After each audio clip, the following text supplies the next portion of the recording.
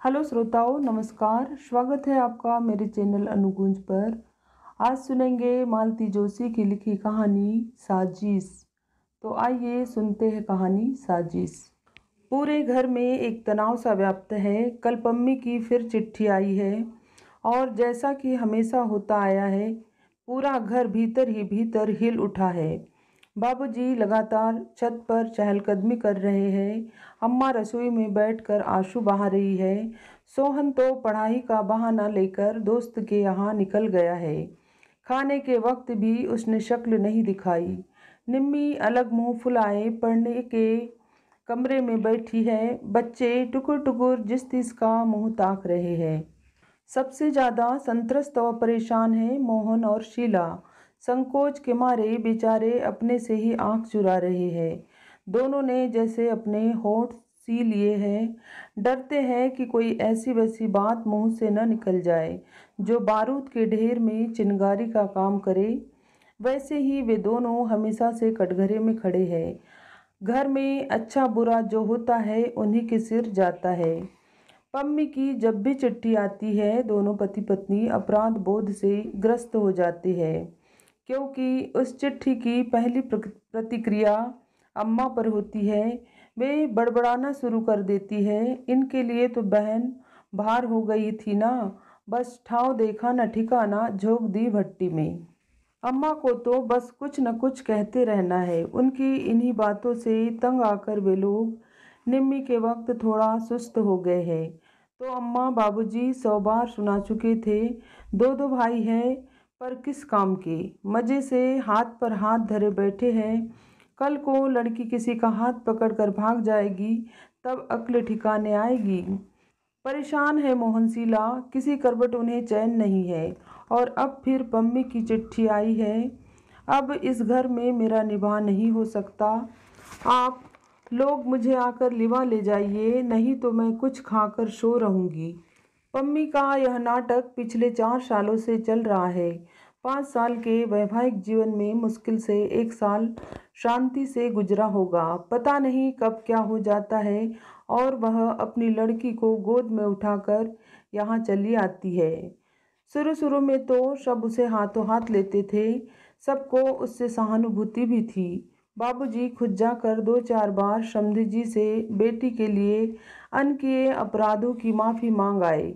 2-4 बार दामाद को घर बुलाकर समझाया बुझाया गया, पर हर बार कोई क्या करे। अब तो खीज सी होने लगी है। पम्मी जब भी आती है, घर का बना बनाया रूटीन तहस नहस हो जाता है। बजट की धज्जियाँ उड़ जाती है। शीला तो उन दिनों अपने सारे अरमानों की भावनाओं की गठरी बनाकर मन के एक कोने में पटक देती है, क्योंकि और सब लोग तो अपने अपने काम से बाहर निकल जाते हैं। पम्मी की दर्द की दास्तान और अम्मा के ताने उसी के हिस्से में आते हैं। यह तो वह किसी तरह सह जाती है, पर जब उसके फूल से बच्चे उपेक्षा का शिकार होने लगते हैं तो उसका खून खौल जाता है। उनके कपड़े, खिलौने, यहाँ तक कि दूध में भी पम्मी की मुनमुन का हिस्सा निकालना पड़ता है। दिन भर दादा दादी की डांट पड़ती है सो अलग। दुखियारी बेटी के लिए अम्मा उन दिनों कुछ ज़्यादा ही तरल हो जाती है। आए दिन घर में स्त्री पकवान बनने लगते हैं। अम्मा रोज पम्मी को लेकर रिश्तेदारों के यहाँ निकल जाती है और रिक्शे तांगे में ढेर सा रुपया फूंक डालती है। पम्मी का मन बहलाने के लिए निम्मी को ठेल ठाल कर उसके साथ सिनेमा या पार्क में भेज देती है। इन सब कार्यक्रमों के लिए शीला को ही पैसे देने पड़ते हैं, और वह भी खुशी खुशी, नहीं तो अम्मा का पारा चढ़ जाता है। बजट के गड़बड़ाते ही सारी व्यवस्था चरमराने लगती है। हर कोई एक दूसरे पर खींच उतारने लगता है। आरोपों प्रत्यारोपों का एक दर्दनाक सिलसिला शुरू हो जाता है। घर जैसे नर्क बन जाता है। तब ऊब कर पम्मी कहती है, यही सब सहना था तो मैं अपने घर में क्या बुरी थी। सारा घर जैसे सांस रोके इसी क्षण की प्रतीक्षा में जीता है। बाबूजी फौरन उसकी बात को उठा लेते हैं और तैयारी का आदेश जारी करते हैं। फिर ढेर सारे साज सामान के साथ भाई लोग उसे ससुराल छोड़ आते हैं। यह विदाई भी कम जानलेवा नहीं होती, घर की मामूली सी आय में एक बड़ा सा छेद कर जाती है। कई जरूरी खर्च जैसे अम्मा की चप्पल, बाबूजी का टॉनिक, सोहन का स्वेटर या निम्मी का सूट अगली किसी शुभ घड़ी के लिए टल जाते हैं। फिर भी सब लोग राहत की, संतोष की सांस लेते हैं। पर खर्च की यह गहरी खाई ठीक से पढ़ भी नहीं पाती कि पम्मी का खत फिर आ जाता है। 2 दिन तक लगातार तनाव झेलने के बाद शीला से रहा नहीं गया। पति से बोली, देखो तुम तो दिन भर बाहर रहते हो, इनकी नज़रें झेलनी पड़ती है मुझे। ऐसे देखते हैं जैसे मैं कोई हत्यारिन हूँ। तो क्या करूँ? उसे लिवा लाओ। इसका मतलब क्या होता है जानती हो ना? जानती हूँ, पर उपाय ही क्या है? कल को कुछ हो गया तो जिंदगी भर सबके ताने उलाहने सुनने पड़ेंगे। सुबह दफ्तर जाते हुए मोहन ने सबके सामने सबको सुनाते हुए सोहन से कहा, ये 200 रुपये रखो और दोपहर की गाड़ी से निकल जाओ। कहाँ? जयपुर। पम्मी को लिवा लाओ, फिर यहाँ जैसा होगा भुगत लेंगे। अम्मा का चेहरा एकदम खिल उठा। वे बड़ी आशा से सोहन को देखती रही, पर वह पत्थर की मूर्ति की तरह निश्चल खड़ा रहा। रुपयों को उसने छुआ भी नहीं। आखिर मोहन को पूछना ही पड़ा, क्या सोच रहे हो भैया? दीदी का आना क्या 2 महीनों के लिए टल नहीं सकता? क्यों? क्यों क्या? जानते तो है कि यह मार्च का महीना है। आपको अपने टीपू मीनू की चिंता न सही, मेरा और निम्मी का तो ख्याल कीजिए। दोनों की परीक्षाएं सिर पर है। इस समय तो कोई भी मेहमान अखरता है। दीदी तो फिर आप जानते ही हैं, आते ही सारा वातावरण गंदला करके रख देती है। घर में पाँव देने की इच्छा नहीं होती। पढ़ाई क्या खाक होगी? आप तो खुशकिस्मत है छोटे भैया, निम्मी ने सुर मिलाया। घर में पाँव देने की इच्छा न हो तो दोस्तों के घर जाकर पढ़ सकते हैं। हम क्या करें? दीदी आती है तो कितना काम फैल जाता है।